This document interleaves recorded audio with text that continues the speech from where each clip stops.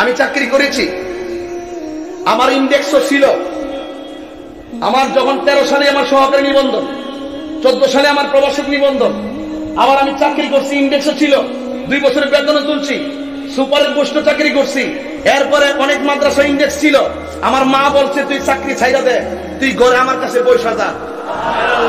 আমি যে কোন পাওয়ারে চলি সেই ধারে কাছে আপনারা নাই, সেটা ধারে কাছে নাই। আমার সবচাইতে বড় সার্টিফিকেট আমার মায়ের দোয়া।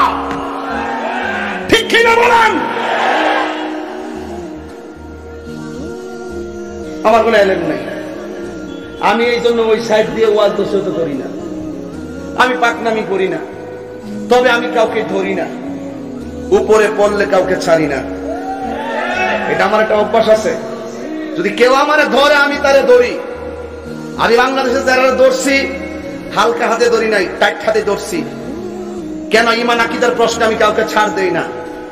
আমার বাবাকে ছেড়ে দিতে রাজি আছে যদি বাবার আকীদা নষ্ট থাকে। কথা বলেন ঠিক না বেঠে? এই ক্ষেত্রে কি আপনি কেউ যদি আহলে বাইতের বিরুদ্ধে কথা আপনি কি ছাইড়া দিবেন? হ্যাঁ, ছেড়ে দিবেন? সাবধান, খুব মনোযোগ দিবেন। আমার কোনো কিছু নাই, আমি আপনাদের ভাই, আপনারা আমার ভাই, আমরা মিলেমিশে চলতে চাই। আমি যতক্ষণ কথা বলতেছি এই কথাগুলো কি সমাজের জন্য প্রয়োজন নাই? দরকার আছে কিনা বলেন? এমন একটা রাতের মাহফিল, এই যে ডেটটা যে মিলাইছেন আপনারা, এই একটা ডেটের জন্য আমার 50টা প্রস্তাব থাকে। এই আজকের ডেটটা ব্যতিক্রম। এটা মুহররমের 10 তারিখের রায়। এটা কিন্তু সাধারণ ডেট না, এটা আমি অত্যন্ত আগ্রহের একটা, সারা বাংলাদেশের চাহিদা এই ডেটটার জন্য।